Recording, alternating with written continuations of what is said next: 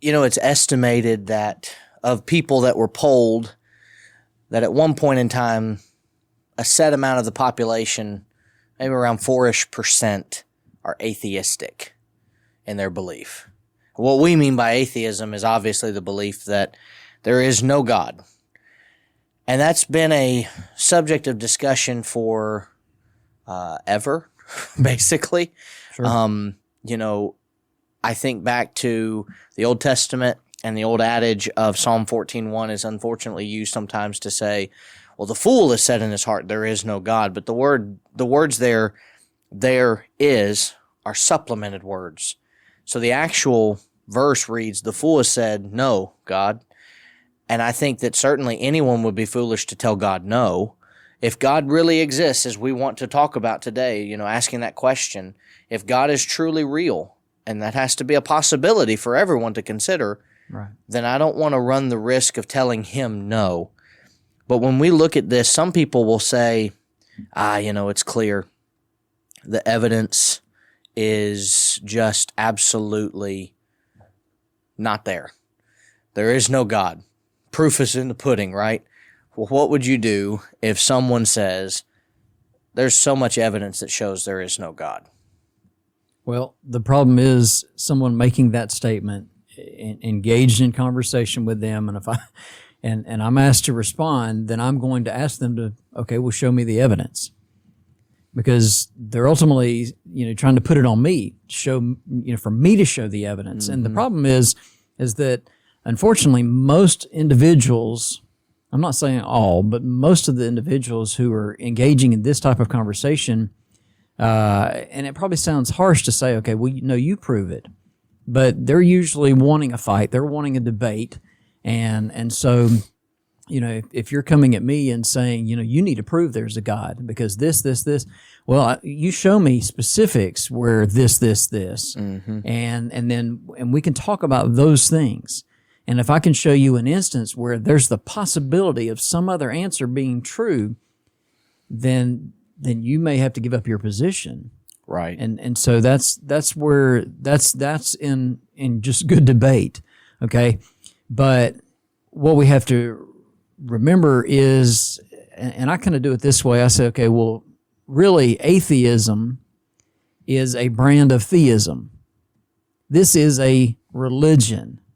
And they would never want to admit that. But it is. It is a religion because it is a faith system, a belief in something, whether it just happens to be that there is no God. Right. And so, so I try to, because they want to try to stay away from the idea of religion, but the problem is that it is a religion.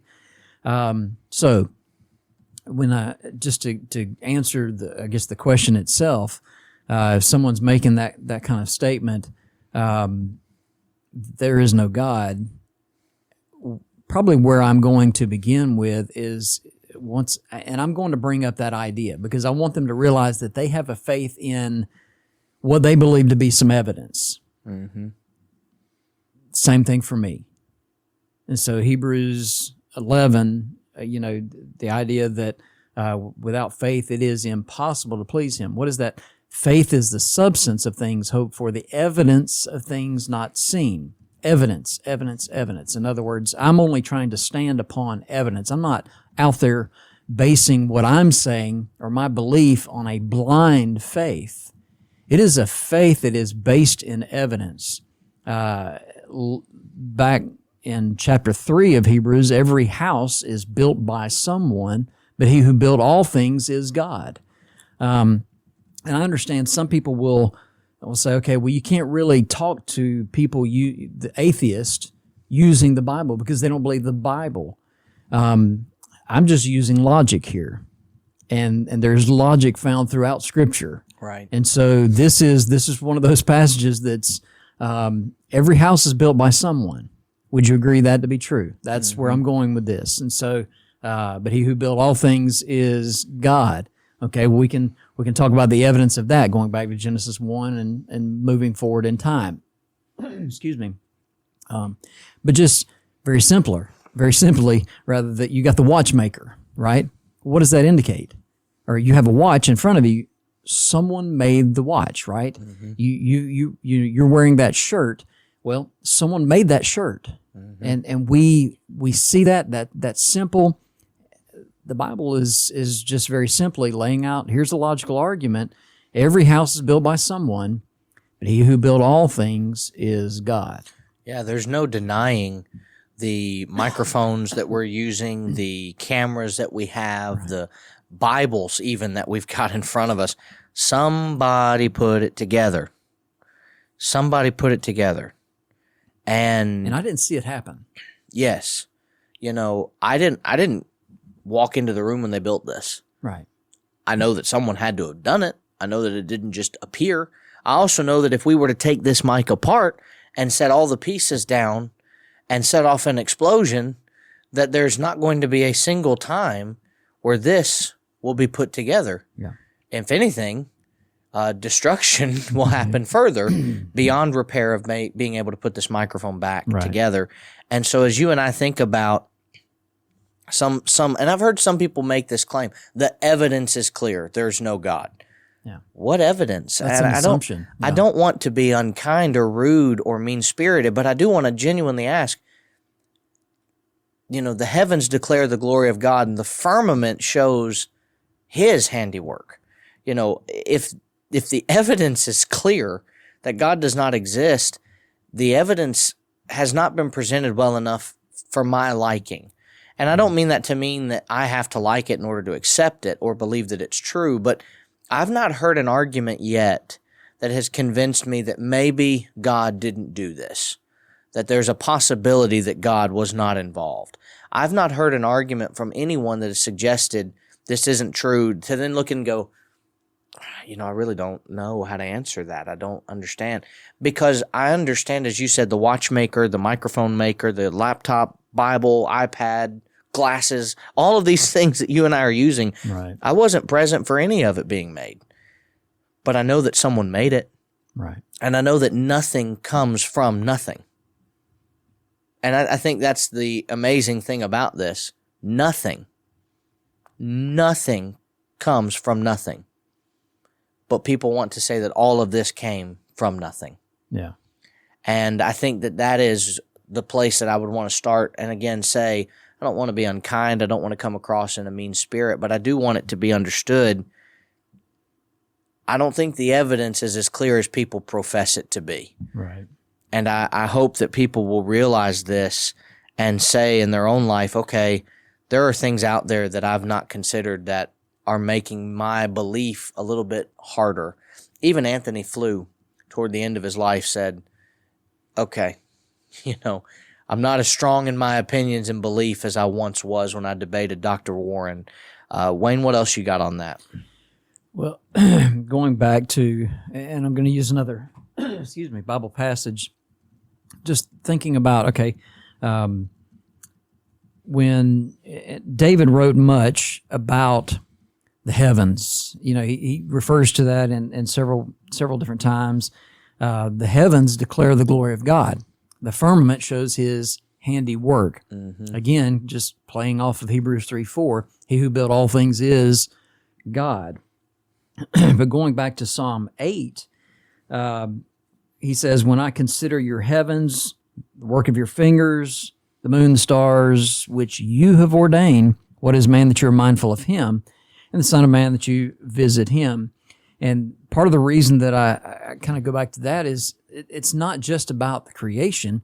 Most people will separate, well, you have however the earth came about, however the universe came to be in existence and so forth. Man came millions and millions and millions of years later. And that just we don't find that to be the case in Scripture, especially when you look at the Genesis account. But I love how David always brings in, he talks about the glory of the heavens and all this. And when you look up at the stars and the sun and the moon, all those things, when you see the creation, you don't separate that and go, oh, I wonder how all this came to be. No, you immediately go, and you were mindful of me. Because it just acknowledges a creator, because we see these things around us. And so creation demands a creator. And the one who is the creator is also the one who created us and loved us. And so David says, you're mindful of us. And so this creation that we see around us was for us. Mm-hmm. And so it's a beautiful picture. And so I don't want to separate those things. And when you follow, people talk about today, follow the science.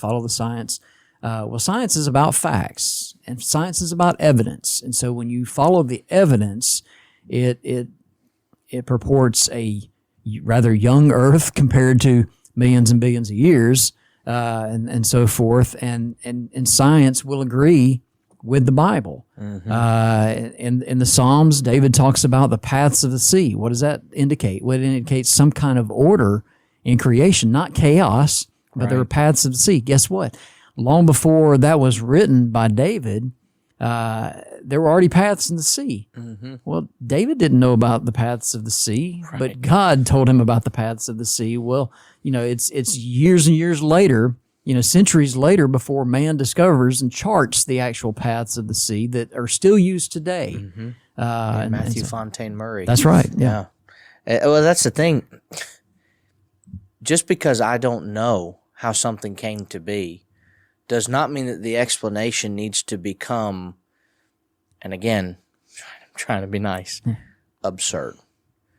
It would be absurd for me to suggest to any single person that this room that we are in right now happened by chance. And the sad thing in my mind is that when I say that this room happens by chance, everyone laughs in my face and says, oh, this guy is a moron. He has no idea what he's talking about. Something's wrong with Michael. We need to get his head checked. Something's up. Right. Something's up. And yet, if I then go to some of those same people and say, this whole universe happened by chance, people that, in the world will, some of them say, you're right. And we don't see the absurdity in that. And I don't want it to be, again, unkind, but nothing can't come from anything other than nothing. Mm-hmm. And so if there's nothing to start, you have nothing to end with if nothing happens to the nothing. Right. You say that 5 times fast. Right. But there's another part that happens with this that people say that I relate to more, and the understanding of when people stop and think, maybe there's not a God because of this. Wayne, what would you do if someone says there can't be a God because of the evil, pain, and suffering that exists? And just did a quick search a minute ago, and with AI, by the way, this was the answer that came up. The problem of evil is a philosophical question that asks how to reconcile the existence of evil and suffering with the idea of a God who is all-powerful, all-knowing, and all-good. It's a common argument against the existence of God and is a leading reason why many people don't believe in God.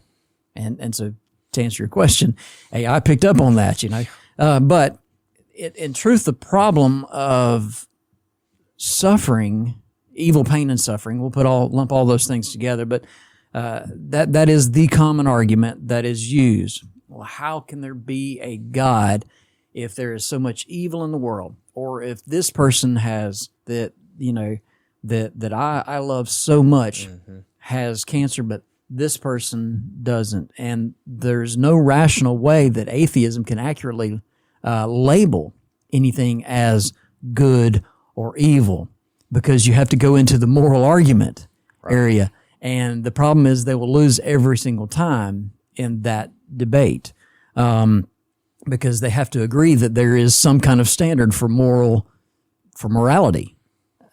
How do you label something good? How do you label something bad? If you have no standard, you took God out of the picture. There's no standard now. So it's just subjective to whatever I think, whatever you think. So at what point could you say that there was just a little bit of evil in the world? Okay, would you agree then that there's a God? And so it's just it's a fallacious argument to go down that road. But the problem is that this is the most popular argument that people will use. about there is no good, there is no God, rather. And so, in fact, this was Darwin's. This was his bread and butter. This is where he went with this, and this was a man who was from the realm of Christendom, growing up, and when something bad happens, the problem is that we have emotions. Where do we get our emotions? From God. Yeah. Those are God given, but we begin to rationalize things based on emotion rather than fact and so forth, fact and truth. So this is problematic to begin with. This particular argument, not problematic for us, but this is a problem for the atheist who wants to bring this up. C.S. Lewis wrote an amazing book on the problem of pain. Mm-hmm. And one of the most famous parts of that book that I remember that has resonated with me is this. He talks about the impossible in this chapter, in chapter 2, on divine omnipotence. Omnipotence means power to do all or everything. And we're told in Scripture that with God all things are possible. It is common enough in argument with an unbeliever to be told that God, if he existed and were good, would do this or that. And then if we point out that the proposed action is impossible, to be met with the retort, but I thought God was supposed to be able to do anything. And this raises the whole question of impossibility. In ordinary usage, the word impossible generally implies a suppressed clause beginning with the word unless. Thus, it is impossible for me to see the street from where I sit writing at this moment. That is, it is impossible to see the street unless I go up to the floor on the top where I shall be high enough to overlook the intervening building. If I had broken my leg, I should say, but it is impossible to go up to the top floor, meaning, however, that it is impossible unless some friends turn up who will carry me. Now let's advance to a different plane of impossibility by saying it is at any rate impossible to see the street so long as I remain where I am and the intervening building remains where it is. And he finishes up by saying this: if you choose to say God can give a creature free will and at the same time withhold free will from it, you have not succeeded in saying anything about God. Meaningless combinations of words do not suddenly acquire meaning simply because we prefix them with the two other words, God can. It remains true that all things are possible with God. The intrinsic impossibilities are not things but non-entities. It is no more possible for God than for the weakest of his creatures to carry out both of the two mutually exclusive alternatives. Not because his power meets an obstacle, I love how he says this because it's so true, but because nonsense remains nonsense even when we talk about God. Yeah. He says this is nonsensical. And James, in James's chapter in his beginning address to the brethren that are scattered abroad, he says, my brethren, be frustrated with God when you fall into diverse trials and temptations. That's not what he says. He says, count it all joy, knowing that the testing of your faith can produce patience. It will yield forth something that will be beneficial to you. And what Jesus has said in Matthew 23, verse 37, Jerusalem, Jerusalem, the one who kills prophets and stones the ones who are sent to her, how I would have gathered you like a mother hen gathers her chicks, but you were not willing. This is not a matter of God being incapable of handling evil. This is a matter of God giving us free will. Right. And that has to be stated and it has to be understood. The evil that exists in this world does not come from God. It doesn't. And so we need to stop blaming God for the things that the devil's involved in doing. The final thing that I think is important to point out, Amos 4, 6 and 7, can God really intervene in the will of man? Well, he tries to showcase that we need to change. He tries to showcase, hey, you're heading down a path that you really shouldn't be. Amos 4:6, he says, I gave you cleanness of teeth in all your cities, and lack of bread in all your places, yet you've not returned to me, says the Lord. I withheld the rain from you when there was still 3 months to the harvest. I made it rain on one city, but withheld from another. One part was rained upon, and where it did not rain, the part withered. Then he says towards the end of this section in chapter 4, verse 11 and 12, therefore, because you have not returned unto me, prepare to meet your God. You have done what is wrong. I have given you opportunity to stop. But God says, I can't force you to do these things. Right. I can't make you do it. True love is not robotic. And the evil, pain, and suffering that exists in this world seek to exist in part to showcase the goodness of God, that look at this and look at who can take us away from it. But when I look at the way some people do, man, it is a frustrating thing to point this out. And this is what I think this might be the harshest I'll get, but I think it needs to be said. How dare we try to capitalize on other people's pain and suffering to prove something that justifies our sinful behavior? That is sickening to me. It is. That in order to justify doing whatever I want to talk about the person who has cancer. I want to talk about the children who are dealing with this. I want to talk about this to make me feel better about the sinful things that I'm involved in doing, because I know I have to justify my actions in order to keep doing them without consequence. That is sickening to me. It is. And like you were pointing out from Amos, is there a benefit for evil, pain, and suffering, if there is such a thing? And I believe there is, if it's not but for one simple reason, to make man realize that this is not our home. No. Man has an eternity that he's facing. He has an eternal soul, and we want heaven as our home. And so, but that is a benefit that came by the problem that man sinned. Mm-hmm. And so, God still made a way that we can have eternity in heaven with him, even though man sinned. By his free will. He chose that. He chose to go against God. He chose to transgress God. And yet God still loved enough to say, you can still have a home with me. Here's how. And I'm going to provide, again, exactly what you need to be able to accomplish that. And so even through evil, pain, and suffering, it should sharpen our focus toward God, not blame God, as you said. And this is a charged portion of this that I definitely think we could spend an entire episode talking about it. We don't have time to do that. Maybe in the future we'll do this. What would you do if you have a family member that is an atheist? And I want to set it up, go out of order just a little bit here, because I think this is important to say.